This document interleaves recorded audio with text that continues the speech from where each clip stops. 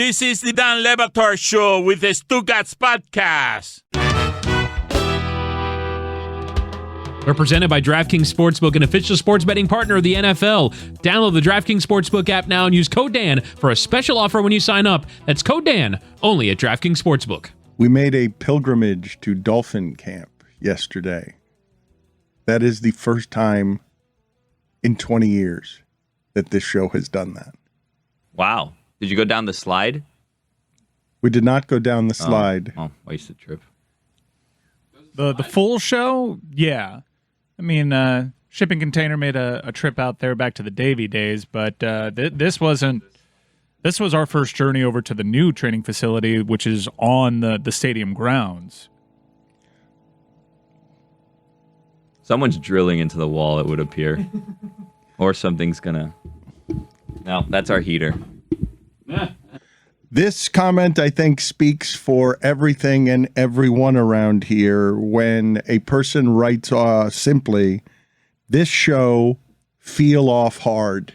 You don't get the show. It has feeling off. We've got people drilling, we've got things falling apart, and we're making pilgrimages to Dolphin camp. Before we air some of the things from there over the course of the next couple of weeks, just as a teaser, were you guys surprised at the way, maybe I shouldn't have been, but the way that McDaniel talked about Tyreek Hill? Yeah, I was. Just as, like, in terms of, he basically, not to give away the good stuff, but he basically said, whatever it takes to go get Tyreek Hill, go get him. And that he was just so excited at the opportunity. In some respects, it sort of reminds me of when you first talked to him. I think that was around Super Bowl week, wasn't it? When he basically was talking about how Jalen Waddle was this guy that he's so fired up to work with. And I sort of wonder if Tyreek Hill has superseded Jalen Waddle and what he views as a possibility of using the two of them. If you think that part of the excitement beyond Tyreek Hill is the idea that McDaniel has some secret keys that can make Tua into a magical quarterback and some beautiful mind principles where he's seeing things that the rest of us who care about football in this team are simply not going to see. What was interesting about hearing him talk about Tyreek Hill is it was clear in hearing him discuss it, oh my God, this guy is dreaming of offense that can be created with space creation, that he is dreaming of how all his formulas can work even better if he has a guy that he describes as one of the guys that everyone wants, that changes all the games, that outside of the quarterback position is an unusual value for allowing a creative offensive mind to dream and explore. We got in deep into his leadership method and the person that he is, and I know there's been some of that done, but I thought that this was the deepest dive into his MO. But from an X's and O's standpoint, although we covered that too pretty extensively, I am curious to see how his offense works down here. I am guilty of falling into the traps of just trying to see what happened in San Francisco over the last few seasons, and how does that necessarily mesh here? Understanding that the Shanahan offensive scheme has had several different stops with a lot of different personnel. But let's just do the most recent example. Tyreek Hill, super fast. Not the same player Deebo Samuel is. Could he do some of the same stuff? Yeah, he's very powerful, hard to tackle. Do you want to run that risk with Tyreek Hill? They're going to use him on punt returns. We'll see how long that lasts. So that's always a plan. And then, yeah, I'm not crazy about that idea unless you... Is that his idea? Fire him. Yeah, fire is a bad idea. That's his idea? Bad Really bad. Fire him. Yeah, Not a good idea. No. Get out of here. Get out of here. Part of that outside zone Special running teams, get out of scheme, here. you need a tight end that can block. Do the Dolphins have that? Because Gesicki lined up as a wide receiver most of the time. He is no George Kittle. Few people are. So I am curious to see what kind of push they get from the line of scrimmage, considering that they don't have this blocking tight end that's playing every snap. It's going to be interesting to see Mike Gesicki because he was paid the franchise tag because, like you said, he was an other fourth wide receiver on the field, and his out-of-line snaps have been crazy. All of a sudden, Mike McDaniel is using him in line now. He's not a great blocker, so were they going to have Durham Smythe on the field more than him to actually block. Like, it doesn't make sense. Roy, I will have to trust this person because he knows more than we do, and he's conjured something for me that Parcells and Saban did not conjure for me. What? No, what? We're like 4 minutes into this guy being a head coach. Prove it. Okay, and enough of these saviors that come into town and don't do jack shit. Win some games, McDaniel, okay? And don't put the cheetah on special teams because you're going to get him hurt. He can't win some games until he's played some games, so that is good advice. He did win the last game, right? Barely, yeah. I can't be a savior until he saves. I'm sorry, the preseason victory at the recent Super Bowl champion Tampa Bay Bucks didn't do anything for you. Tom Brady's not playing. I'm not making anything of that. I don't know if Roy's a Dolphin fan, though. I want to. Unfortunately, I am, Dan. Okay, I find it fairly amazing, though, that over the course of this show, I couldn't have told you that you're a Dolphin fan because you don't break with this team. He's a journalist. You don't get outraged by this team. You don't get emotional. Silently, I do. I don't show the amount of anger that I've had over the years of this terrible football team that I've rarely seen in the playoffs, maybe twice in 20 years. Yeah, I've tried not to show my vast anger for this team, but yeah. Roy's the most level-headed, I think, of all of us. The only emotion that I ever see him or thing that I know for sure gets him upset is his neighbor's tree. Yeah. Other than that, it's like sports teams. Nothing like that really ever breaks Roy. Sidney Crosby. The tree. Sidney Crosby, yeah. That tree almost destroyed my wife's car during a hurricane, and they lied about it, saying that they didn't move the limb that almost destroyed my wife's car. Why are you pressing his buttons? Were you not? Sorry. Why is Billy pressing anyone's buttons? This is meant to be a compliment to say that nothing really agitates him sports-wise because he's level-headed right down the middle, Roy. Right down the middle, Roy. Were you not working here when he threw a chair? I didn't. Must have been a bad tree day. No, I didn't throw the chair. It was on wheels. Yeah. You flipped it. Yeah. You didn't throw it. A wheelchair? Someone on a wheelchair you flipped? It was not a wheelchair. It was a bad scene. Yeah. I did not physically lift the chair and throw it, Dan. It was wobbly. It just a stronger chair would have not been an issue. From where I was standing, because I didn't see the whole room, because I've got windows between the rooms, it looked like it was thrown. I did not know it was rolling because it was on wheels. It was hurled against a wall angrily. Where did the chair go? It went backwards, right? It was flipped. I don't remember. It wasn't thrown. Yeah. Thank you. Calmly flipped. Billy wasn't here that day, evidently. Billy didn't work here. That predates Billy. So he is generally stoic, though. Billy, I want to talk to you about what it is you're saying, though, when you say, yes, of course, I never believed in any of the saviors. But this is a different kind of savior, the rare savior that hasn't conducted a single interview with an NFL team about a head coaching job before becoming head coach.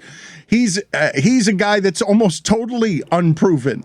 And rare is the coach that gets this opportunity. And I'm always here for some people who are thinking differently or trying to do something differently. And by virtue of the players they've acquired, I'm excited about their offense. So I do believe that there are some things here that can be done that Saban and Parcells couldn't do it, trying to do it the same way everyone was doing it, but better.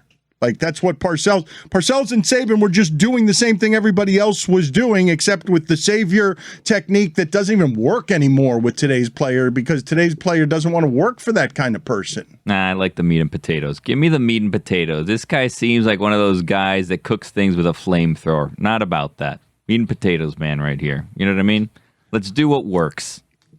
Well, Parcells and Saban weren't doing what works when they got here. They did what works before they got here. Well, it works. What they did work. Dan, hold on a second. Are we going on and we're going to say what Bill Belichick did not work? Bill Belichick? Yeah, Bill Belichick. What Bill Belichick did work, yes. Yeah, exactly.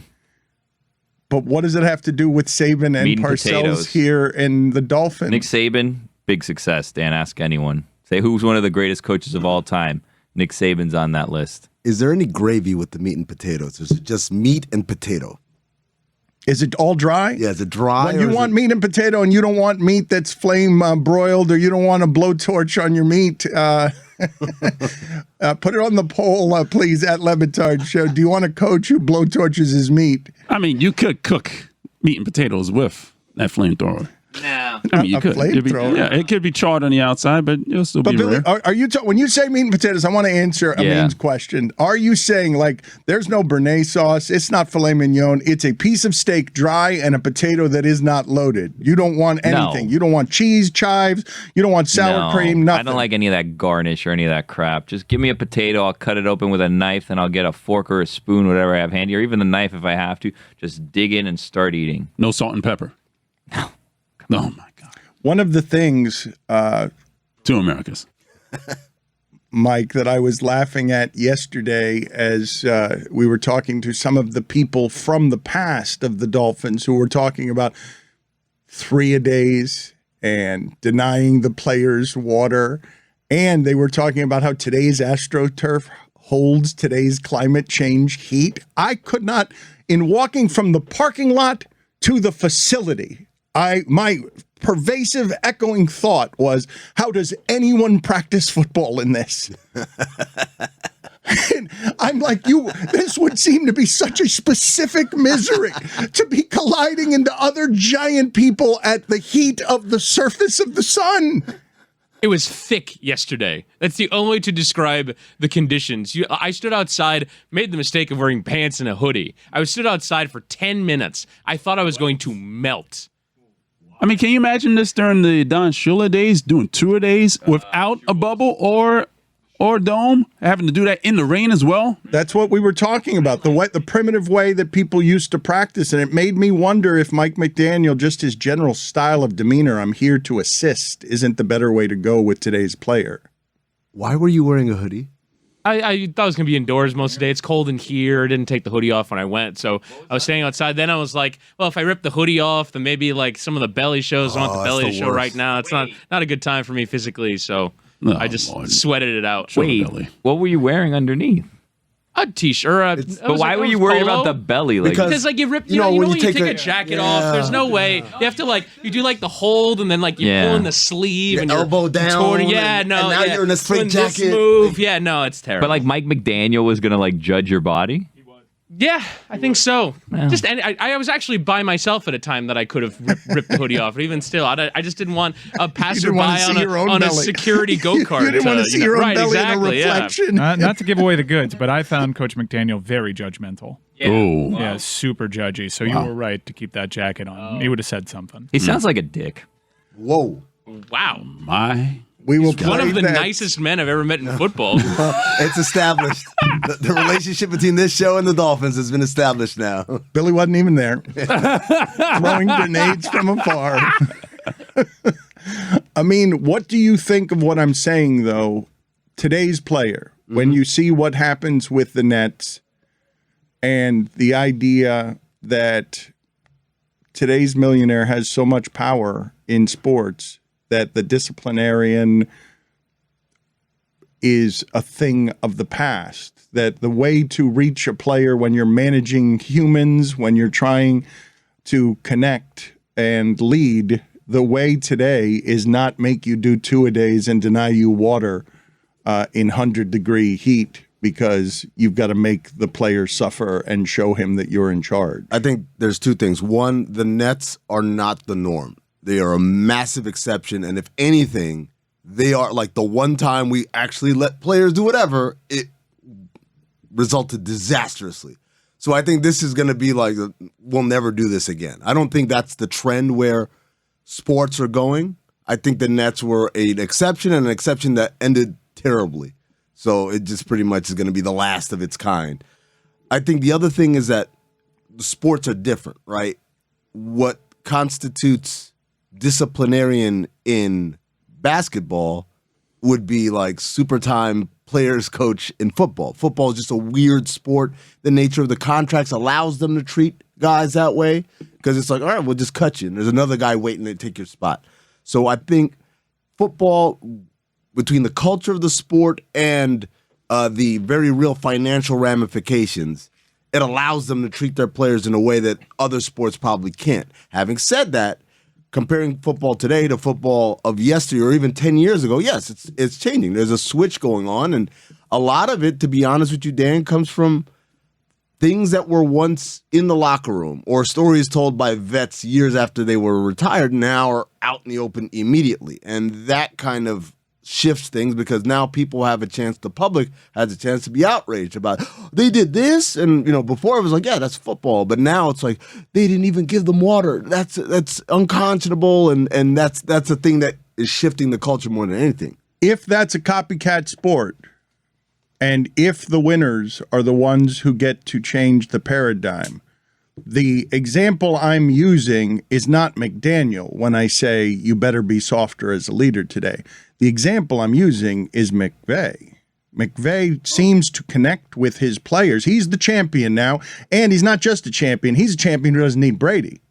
He's a champion who gets there with Goff and then wins it with Stafford. And his players seem to really love the young guy that I don't feel like, maybe I've got this wrong, I'm not on the inner workings of the Rams, but I don't feel like he's breathing on their neck. I've always been arguing on behalf of the head coach as an ally, as yes, you have to keep the checklist of accountability, but he has to be someone who is a helper to the player so that the player can be better. And I find that generally with adult men, not all the time, they can be reckless, they can be immature, but with adult men, you treat them like adult men. You treat them as a teacher, as an ally, you gain their trust, and now all of a sudden you're more likely to get the better player than the one who's playing just because of fear. The problem is, so McVay has a veteran team. That team was all vets. So vets, yes, you can treat that way. Same thing with my man down in Tampa, no risk it, no biscuit, with his Kango. What's his name? Bruce Arians. No longer there. Okay, but that's an example of he was collaborative with his players, right? He was collaborative with Tom Brady, and even that was contentious. Bruce Arians, because he wears a Kangol, everyone thinks he's this super nice 70. guy. If you're a 70-year-old football coach who's been in football all your life, you're probably not someone who connects with the players. He seems like a nice guy. No, he's a dick. He would fake cut players in front of his teams. He makes example out of people that parked in his parking spot. It's a prank. That's what the kids are doing, right? Like, oh, it's just a prank. It's just a prank. They got the video. Remember when he did the poor Antonio Brown? Remember when he grabbed his player by the face mask on the sideline? It's a caress. That's not a player's coach. A caress. But I was going to say the opposite is Cliff Kingsbury, right? I think Arians is a player's coach by the mutated curve established by football. That's fair. Yeah. Compared to his contemporaries that were coaching in the early 90s, Bruce Arians is one of the softer dudes. Yeah. But like Kingsbury, right? Do we think he's a disciplinarian? No, look what he's got going on with Kyler Murray right now. Did you see how he disciplined Kyler Murray? He made him call plays. And took the contract clause out. Never mind about that. Never mind about the video game contract clause. 6 plays, -2 yards, by the way, on Kyler Murray's called plays. Oh, wow. No play box for you, Kyler. Kyler. Time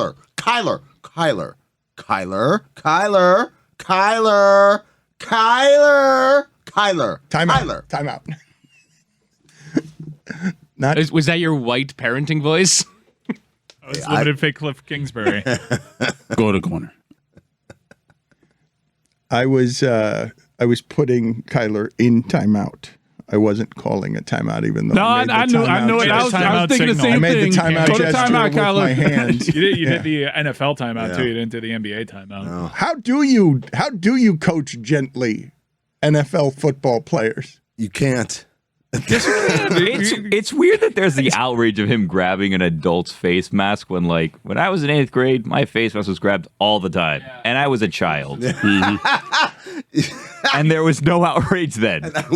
Billy, I think back when I saw that controversy about face mask grabbing, I was thankful that when I was a 16-year-old coach of my brother's teams, I was thinking back with remorse on what I would have done if I were a parent and a coach had grabbed my child's face mask the way that I, as a 16-year-old, would grab a child's face mask. Which is made even funnier because your brother hates sports, right? That's right. And not just hates sports, but was often distracted by plays because he was moving the hole in the ear of his helmet around so it would whistle with the wind. Wait, you coached Lebo in football? Yes. How did that go? I mean, he was very fast as our running back, but he would get distracted and stop and, pick up a 4-leaf clover with the football. And he also got ejected or pulled out of a baseball game because he was in right field throwing rocks at a center fielder. Wow. So you can imagine how frustrated I was as a coach and how many face masks I was grabbing all over the place. Even in baseball, he was still grabbing face masks. But Billy, I imagine that like the Neanderthal Pop Warner coach is probably still a thing. That Sean McVay might be changing the model in the NFL, but I'm not sure that's probably matriculated down to all levels of football. With my very limited experience in youth football or high school football, I don't know if the culture is changing now, but it feels like the Neanderthals have their place in youth sports, oddly enough. You played high school football or high school football? Neither. Oh. I want to talk more about you in the facility. What is your limited experience with youth football? Were you just calling the games? Yeah, no, I used to be the PA announcer for my high school football team. You cannot do that. Why not? I mean, he had a around the game. He was the PA announcer once in a while. Come on, give him a break. He can see the action now and then from his perch.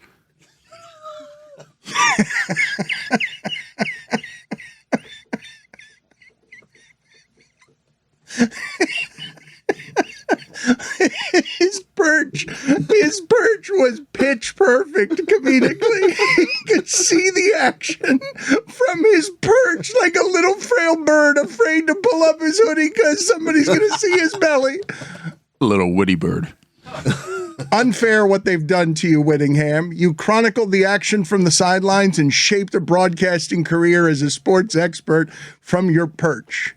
That's correct. When I said my limited experience in football, I didn't mean that like I played or that I meant limited as a pejorative. Like I don't actually know anything about this. Amin rushed to your defense, and I felt it was with all the zeal and support of a former video coordinator who was treated like shit in professional sports because it was a low-level job and he had to climb up through it. Like Spoelstra, yeah. It treated like shit. Like, I mean, it wasn't great, but I wasn't treated like shit. Actually, I thought I was treated pretty well. But it's funny, there are things that in my mind, like, oh yeah, I was treated great. And then I tell people that, oh my God, they made you do that. I'm like, yeah, man, like, didn't you have to do that? And these young video coordinators now, man, they're living a good life. High off the hog. Oh God, you're the old guy complaining about how it used to be. Good Lord, man. You have you can just download the game from like 5 minutes after it ended. Oh, that should be nice. I remember when I used to have a row of goddamn DVD recorders, like all ready to go for the 7 p.m. games. Like, hit record, and then one of them failed, and you got to like hustle and get the disc. And should I put it in EP or SP? But if I did SP now, I got to be pausing out the commercials and stuff because 2 hours is a little too short for a full NBA basketball game. Oh, I do all this on my own. Now these kids are like, I didn't download it because the connection wasn't strong enough. I'm like, get out of here. Children. He is the old guy. Oh, man. He's the old video guy, but you're not longing for that time, correct? You're just wishing that you came up during this time. No, you know what's funny, Dan? There are times when I miss it. Like, it's weird. I miss that specifically. I miss being in a room surrounded by TVs that had games on and nobody bothering me. I'm just recording, I'm cutting tape and stuff. I miss that. I do yearn for that because I feel like I've never been more intelligent as far as everything that's going on everywhere than I was in those moments, right? You leave out of that room, now you have other things going on. You've got friends and relationships and like kids, family, as you grow up. It becomes a distraction. You're longing for an interesting, different time that is the... Sounds like you're longing for not having a family. No, it's more than that, Billy. I'm more than that. Yeah, I don't want my family. I don't want my friends. I don't want a life. And wait it's a minute. Not now. Now I definitely want a life. I love a life. This is easy. This is the easiest job I've ever done in my life. But I miss that feeling of like there is nothing else. Right? I miss that feeling, and I imagine, albeit much stronger and much more powerful. But that's what a Stan Van Gundy feels at a moment like this. Oh, but sports does such a great job of mining that person. Right. That person who comes in out of school all hungry and wide-eyed, all I want to do is spend 18 hours in a room surrounded by film. Sports will take that person and make that person cynical inside of 18 months by burying them at the bottom of the mailroom and just taking all the furnace and the fuel out of it and leave in its stead a broken, tired old man yelling about what video coordinators have to do today. It's the opposite. You're saying it makes you a cynic. I say it minds that person and it like ferrets out the cynical ones. Like, this is whack. My friends got to go away for July 4th weekend and I had to stay because of free agency. Like, those people fall on the wayside, and what's left are the people like, yes, free agency. Let's stay up late and just watch the feeds and figure out who's going where and contract structures and all that. And so, like a Stan Van Gundy, he's not cynical about that experience. Even though Stan, we all know Stan, we love Stan. Stan's a guy has interests and has a personality and he's funny and he likes food and he has some weird potato chip stuff going on. But all of that, there's still a part of him who's like, I miss those 18-hour days. And that's interesting. I hadn't considered that the idea outside of the locker room and the court that the employees were also survival of the fittest in sports. Yeah. I had not considered that they get weeded out the same way that the meritocracy weeds them out on the court.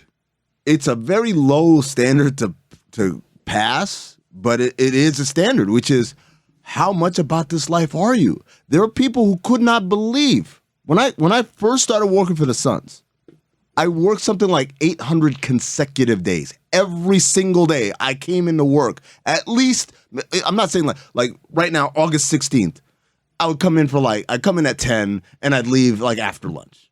Oh, because nothing going on. There's some international competitions. You get that, watch it, bullshit, check your mail, go home, right? But I came in every day and I saw nothing wrong with it. So when I'm telling my friends, I can't go out on New Year's. I can't go out on Memorial Day. I can't go out.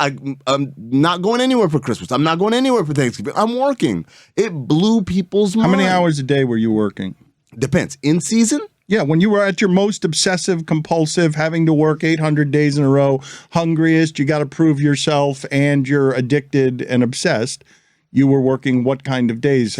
Seven on a game day would be get there 7:30 in the morning and leave 11:30, sometimes midnight. That on game days, because it made no sense for me to go home. I had shit to do, so I would just do work. Did you ever sleep at the facility? A couple of times. I think like playoff prep when we got to get the books ready. So when you're getting ready to play a team in the playoffs, it's the most exhaustive research ever, right? Because normally for a game, it's like it's 1 of 82. We put some time into this, but whatever. When it's playoffs, it's like everything. We're unloading all the weapons, like that scene in Battleship where they figure out how to kill the aliens, and they just unload every single thing they have, like into the water. That's what it's like. So phobe. Yes, it's a hard phobe. But when you're doing that on a night where there's 10 games going on and there are 5 different scenarios. We could be the 1 seed. We could be the 3 seed. We could be playing this team as the 8 seed or whatever.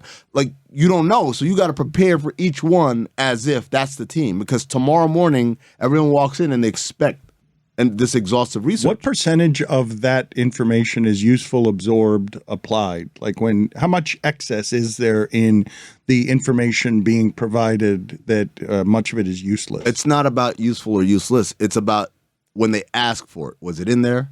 And if it wasn't in there, that's your ass. It might be the most mundane thing, but like if it came up and say, how does he do it? And like, that's your ass. The idea is that this constitutes everything we know about our opponent. What plays they like to run, who they like to run it with, what are the success rates, are there video examples tied to everything, personnel, every possible thing you can think of is in this package, this book and accompanying, at that time, DVD. Now it's just a video file. So it's not about, but we didn't need that. It's, had we needed it, was it available? Stugotz here for my friends over at Simply Safe. Home security isn't a game. No, it's not, but a lot of companies act like it is, trying to upsell and overcharge you every chance they get. This is why I use and trust Simply Safe Home Security. They are different. Simply Safe is advanced technology that puts the safety of me and my family first. Easy to set up. If I can do it, anyone can. There are no long-term contracts, no hidden fees, and the peace of mind that I get with Simply Safe Home Security is second to none. Simply Safe monitoring agents truly care about your well-being and are highly trained to help you keep calm and safe during stressful situations, staying on the line with you until help arrives. How about that? For caring and peace of mind. Customize the perfect system for your home in just a few minutes at simplysafe.com/DLB. Go today and claim a free indoor security camera plus 20% off with interactive monitoring. That's simplysafe.com/DLB. There's no safe like Simply Safe. Dan Le Batard. You getting started on the breakfast flan? Oh man, I've been singing a song to myself all morning long. Breakfast flan. Dun-dun-dun-dun. Stugotz. Have you never heard the breakfast flan song? No, hit me with it. Okay. I wish I had some breakfast flan. Dun-dun-dun-dun. Breakfast flan. Where can I find a breakfast like that?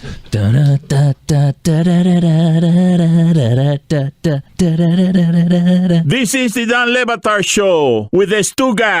As Amin longs for an earlier time in life, Mike, were you able to get that sound into the system on David Bowie? Because I couldn't believe the way that David Bowie was talking about the internet just a few years after the invention of the internet, when Bryant Gumbel was on the popular morning show of the moment saying, "What is the internet?" And they laughed and joked. Look at what David Bowie had to say so many years ahead of his time, just a couple of years at the advent of what was an internet that was in a very basic, primitive stage. Because I think that we, at the time, up until at least the mid-70s, really felt that we were still living under in the guise of a single and absolute created society where there were known truths and known lies, and there was no kind of duplicity or pluralism about the things that we believed in. That started to break down rapidly in the 70s, and the idea of a duality in the way that we live. There are always 2, 3, 4, 5 sides to every question, that this singularity disappeared.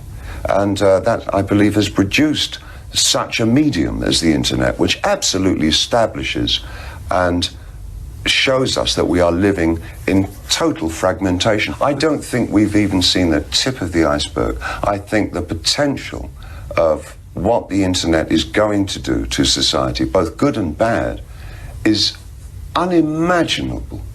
I think we're actually on the cusp of something exhilarating and terrifying. It's just a tool, though, isn't it? No, it's not. No, it's an alien life form. Jesus. On point.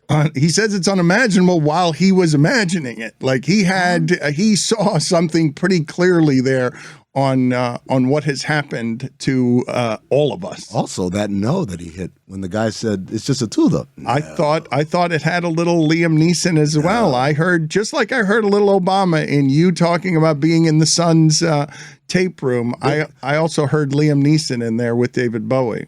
No, it's not. No. Not quite as strong, but he disagreed vociferously, It's just not. not as vociferously as Liam Neeson did about taking money out of his own check in the name of equality. It's just a tool, though, isn't it? No, it's not. No. It's not softens it. That no, it's not. No. You've gone too far. What do you guys think? Because I do believe, Billy, that the fan prefers and trusts more a Dan Campbell, somebody prowling the sidelines, barking, speaking in platitudes and caveman rhetoric, and just trying to out-tough everybody. I think people are in on McDaniel. Like, I think he's won over this fan base, but we haven't played a game yet, so. WizKid. He's got a WizKid vibe to him, right? Not the artist, like WizKid, like. Would you, Boy Wonder? I mean, would you classify him based on only seeing videos of him and stuff on the internet? Because you've never met him, right? Mm-hmm. Would you classify him? No. Would you classify him as you or the new generation of people in the film room? Oh no, he's definitely new school. He's definitely new school. How are you labeling yourself old school? I mean, you recorded on DVDs. That doesn't.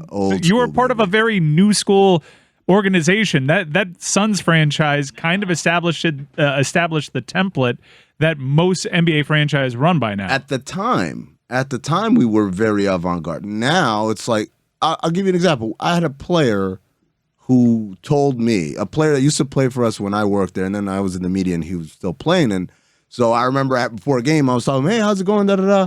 And he was like, man, like, you can't believe some of this stuff. I'm like, oh, what? He's like, he looked at me and said, Amin, you could never work now. I'm like, what do you mean? Like, I was like, ouch. That's what he's like, no. It's like, the way you talk to people, you'll lose them. You'll lose them all. These kids, you can't talk to them like the way we used to. I'm like, we didn't even talk that hard. He's like, that's my point. Like, things that we thought were just ha, like guys are going and having temper tantrums. Well, you guys tell me, as McDaniel has so many people around him with the crafting and cultivating of what is the face and voice CEO of a billion-dollar property, multi-billion-dollar property. He's the face and the voice. You guys saw the number of people swirling around making sure that the right thing gets conveyed, and heard some of the conversations in the periphery on the cell phone selfie that Mike McDaniel took with Greg Cody and others, and the idea that another coach wouldn't have been asked to do that and wouldn't have been nice enough to do it. What other coach are you asking in his press availability, hey, coach, let's take a picture, a selfie with the media? I don't know whether it was asked or not, but it was not his idea. It was not his idea. It was not McDaniel, and he was just going along because he is a nice man. But nice man doesn't serve you, and nice man is not what they necessarily want in public, because quirky will get old real quick at 1 and 3.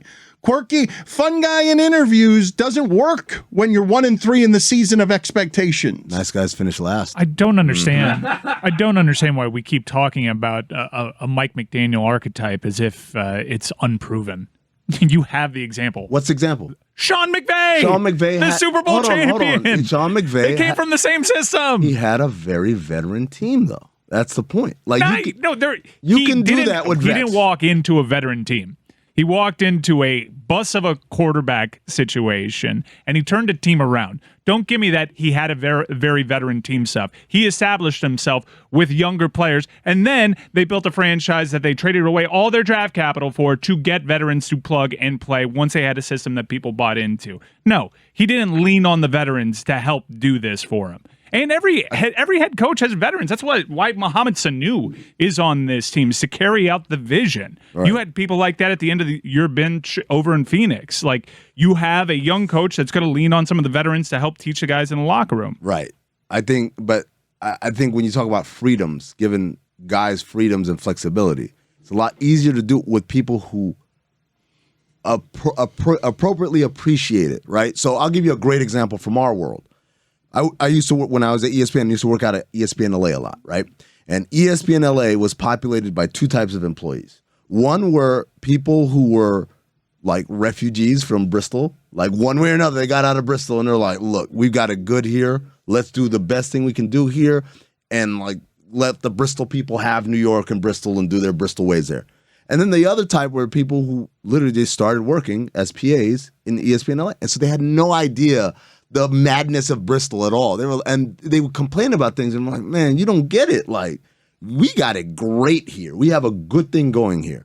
So I think in that same manner, when you talk about coaching that certain way, it's got to be with players who understand, oh, it could be trash, and we've got it good. So even the young players you're talking about with McVay when he came in, most of them had been under Jeff Fisher, the ones that were there and remained. So they knew there was like a tangible, like, oh, like that's one way to do it, and this is a completely different way. And like, I kind of like this way. So I'm going to appreciate the freedoms we have and not take advantage of it. You do that with guys that are either rookies or just guys who haven't had that experience. Like they don't take it. They don't really properly appreciate. We're already seeing McVay's coaching tree expand exponentially. It's going to be like the 90s where you were either from the Bill Walsh coaching tree or the Bill Parcells coaching tree. Bill Walsh coaching tree inspired the Mike Shanahan coaching tree, which inspires the Kyle Shanahan coaching tree. The more success McVay is going to have in that sport, the more that becomes the way because other people from his staff are going to get the jobs. Bill Belichick had a coaching tree. How'd that go? I mean, they just went from the Belichick coaching tree to the Shanahan coaching tree, and it's a huge culture shock. But my point is, like, McVay's success will get people jobs, but is his approach replicable? Can we go out there and do what we did in L.A., do it here and do it there and do it everywhere? To me, he's still a Shanahan tree. Like McDaniels is. No, McVay. McVay? Okay. Yeah, McVay is still Shanahan tree. So he worked under Mike Shanahan. Yeah, and it all goes all the way back there. It's like... It's coaches' sons learning from their dads how to do it and how not to do it. Kyle Shanahan is a more modern coach who has Chris Sims's initials tattooed on him, trying to reach today's player, millennial, who Amin can't talk to because allegedly it's too sensitive or old guy was too toxic. I'm not saying you, but football at the oldest levels, awful environment, coach through fear, deny water, suffering, penalty. We're getting closer and closer to the idea of coach as ally, coach who, hey, Stafford, you want to go from loser to winner? Yeah. Just come over here. I've got a better way for you. There's many ways to skin a cat. Like Pete Carroll was also a player's coach. He's the oldest coach in the NFL. He's one of the greatest coaches of all time. He has an NCAA championship and an NFL championship. Despite his age, he's one of those new school guys. I want to talk to Amin before we get out of here on the local hour on everything going on with Durant, and the Miami Heat appear to be going into camp waiting for one of these things to break free next year. You might be looking at Caleb Martin at the 4 because they're not going to get Jay Crowder until after Durant is traded, one would assume, or Donovan Mitchell or Kyrie Irving or whoever it is. They still don't have Udonis because Udonis is waiting and giving them maximum roster flexibility because they can't. I don't think if Udonis signs, they can add someone. Billy, we have in this room sign the contract already, UD. Like if no one else is making you he's doing them a favor. If he signs a contract, they're doing they can't him a trade solid for by putting him on their team. Okay, like he's not doing them a solid. He's doing them a solid. You don't want him to sign the contract, then you're out on Durant. I don't think that they can add somebody. I'd love for them to do that, actually. Sign UD and announce we're out on Durant because we had to bring UD loyalty. back. That's loyalty right there. I love that the headline, though, from the Herald is Udonis Haslem still wavering on whether or not he wants to come back. By the way, I said this in the Slack the other day, and I was very proud of myself. We've got to convince Andre Iguodala he's got to stay. He's got to play another year. And then at the end of next year, we'll say, play another year. Did you see what he said? Yes. and the amazing part was like ESPN made this incredibly like descriptive graphic about, oh my God, Iguodala on Durant, blah, blah, From blah. the podcast Point Forward, brought to you by Meadowlark Media, as Andre Iguodala tries to get into the Draymond Green game, comes Point Forward. He's our Trojan horse, guys. He sneaks in, and then he waltzes away with our drugs. Yeah. He said Durant's got to play it out, totally forgetting his time in Memphis. The distinction, I guess, would be one was traded, and one signed. One was traded and one I'm signed. treating a Meadowlark employee the same way you'd want anybody treated. See? I'm not gonna pussyfoot around the truth here. Back in my day, he would be disciplined on the spot, Dan. Soft. That's why didn't he report to Memphis? Huh? Players, coach. Come on, Andre. Let your guy just either play or don't. I should do what Cowherd does with Draymond. I think Andre's a Hall of Famer who's got the right to say whatever it is that he wants. He's a better player than anybody else in the league. He should have 2 or 3 Finals MVP trophies. I love Andre, but we should push back on that, saying, well, then what happened in Memphis? Well, the distinction would be that he was traded to Memphis and didn't want to be there. He didn't sign a 4-year extension. 1. 2, he was traded to Memphis with the understanding that he's going to be released. It happens all the time in the NBA. Vet gets traded somewhere, like, not really in line with what I want to do. Cool, no problem. We'll do the buyout, whatever. And then he got there, and then all of a sudden Memphis is like, So then, of course, I'm just giving voice to the voiceless. I find Andre Iguodala to be a pillar of integrity. Thank you, Kyrie, for being a voice for the voiceless. Don't you guys love the idea, though, of Microphone being placed in the face of athletes / new media. Hey, what should Kevin Durant do? He tells you he should stay in Brooklyn. Hypocrite asshole! You Why do you think those things? You have to be consistent in your every thought and every behavior. Your opinion now has to be the same as your behavior 5 years ago. Now you're putting words in my mouth. I would never say that. Sounds like you were doing that to Andre. Yeah. You were putting words in. I Andre's was? mouth. Yes, you were. Did you hear how dismissive he was promoting one of the great podcasts in our locker in Point Forward? He sounded borderline sarcastic. Someone has to come here and give it to you real. Point Forward, Meadowlark Media's own Andre Iguodala is out here getting in the news on ESPN more often than we are. As a news gathering organization that interviews athletes and tries to get them to say the things that end up on the scroll. Hey, we're tied 1-1 when it comes to management fines. You got Pat Riley fined. You got Joe Lacob fined. I got Pat Riley fined $25,000. He got Lacob fined $500,000. I got Pat Riley fined because I'm the only one to ask him any real questions. Oh, there it is. Serial truth tellers in this back room. Truth tellers, keep your third eye open. I got a question. How many times do you think Andre Iguodala is promoting Cinephobe on Point Forward? Wow. That's true. Okay. Teammate. Be a better teammate. Bad teammate. Yeah. Can you tell us what's going on, though, for the people locally in Miami who you are one of the biggest national voice advocates for the Miami Heat way of doing business that can be found anywhere. You have often been on Heat Island alone. Sometimes it's crowded, Dan. And right now, it's not crowded. Right now, people are impatient. They expect Riley always to get the whale every offseason, and Kevin Durant is still out there. And it seems obvious that the Heat are in a holding pattern, just waiting for big moves.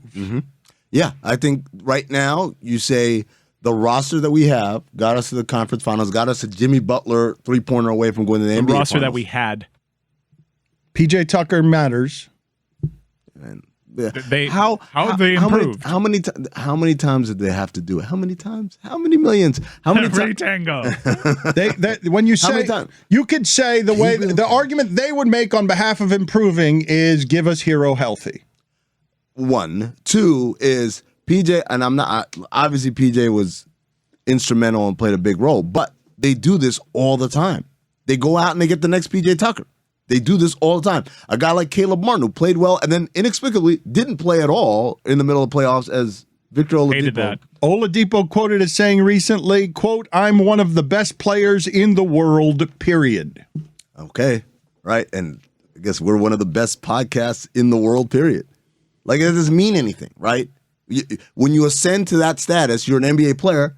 Every single player in the NBA can say that. Every single player. That doesn't mean anything. It's weird that the entire NBA had a shot at one of the best basketball players in the world, period, and he just came And here he, on yeah, he was the one that what grabbed he would that consider mantle. a bargain. He grabbed that mantle, right? Like the idea that Victor Oladipo is comparing himself not to his peers, but to us. Like, okay, but that's not the comp. I don't compare myself as a podcaster to Victor Oladipo. He doesn't do it. You got away from me. I know that Oladipo is a trigger for you and I both. Put it on the poll, Guillermo. Is Amin the Victor Oladipo of podcasters? But you got away from your larger point, and I just wanted to push back on the notion. What's that? That they're not bringing back the same team. PJ Tucker made big contributions, especially in the earlier part of the season, and him going to Philadelphia does hurt this team. I think. Okay, there's a couple of things. Number one, PJ Tucker's also 37 years old, right? And he got a 3-year deal from Philly.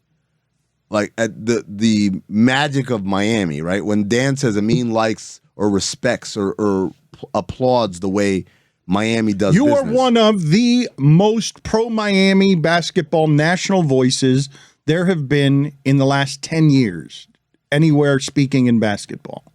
About the organization. And I think he's going to try to be super positive on it, but everybody in the East has gotten better. Maybe with the possible exception of Milwaukee, who are just going to be healthier next year. But why, like their main competition, Boston, got a hell of a lot better with the additions of Brogdon. We'll see how Gallinari pans out, but Brogdon is a massive addition to a team that didn't give up really anything for him. Right. And you got Philadelphia, which is improved. You have James Harden on a more team-friendly deal. That doesn't change anything on the It doesn't court, change. It doesn't change anything, but it does change the cap Embiid number. healthy, Harden there wanting to be there, fitter, all of these things. Philadelphia will be better next year. Sure. And you know, you look throughout the Eastern Conference, you can say, yes, these teams have improved, but how many, like, so for instance, Boston is a great example.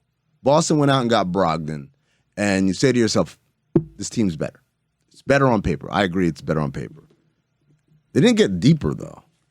Like, and that was an issue. That's Sure, they did with Brogdon. They got deeper, and they got Gallinari. I mean, That helps with Robert their Williams wasn't healthy. Like, this is a team that was overwhelming the second half of the season and got better. They are now the betting favorite in the league. Right. You can take that one back. They added Gallinari and they added Brogdon. They didn't really give up anybody that was a rotational piece last year. They got deeper. He's telling you to take it back. I'm telling you, go through that roster and say, okay, you added. Okay, so go to the depth chart and tell me what that rotation is. How many guys?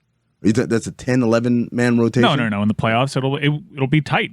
Just like it would have been tight. It was tight in the playoffs, and what happened? Well, COVID happened and injuries happened. No, in the playoffs. Yeah.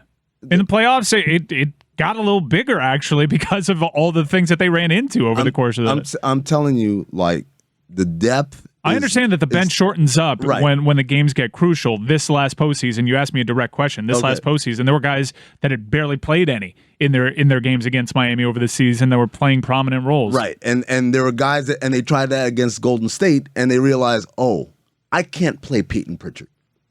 I can't play him. That's not Peyton Pritchard is a bad player, whatever. That's just a reality of they came a point where guys who they could sneak in and play earlier rounds could not play them. Right, but to the point, the Brogdon thing is huge. If you list out that depth chart, you tell me how deep that thing really is. Okay, but it's not about depth in the regular season. It's about the 7 guys that play in the playoffs. I understand, but Brogdon's one of those 7 guys now. Right, exactly. I'm agreeing with you, Mike. Yeah, he's very. My larger point is everybody else got better. You can make the argument on paper that they got better. I don't understand the argument on paper how Miami got better. I didn't say as things presently are standing right now. I didn't say they need to better. make additions. And they can't make an addition until the Durant and Donovan Mitchell thing gets sorted. And the big domino that has to fall is Durant. My thing is this. I don't think I didn't say they got better, but I don't think they need to make any additions because any addition they make is going to be marginal in impact. And this is a team again that's shown time and time again that unless they get 2 of the big ones. Yeah, you're sitting around waiting right now. I would have to assume, like Mike is asking, why aren't they doing anything? I'm like, what do you want them to do? No, I'm not. Outside of Durant, I'm the one that said Udonis isn't signing because he wants it. It's Durant, Mitchell, Kyrie. It's those three. Haslam. All 3 dominoes have to fall. Fourth domino.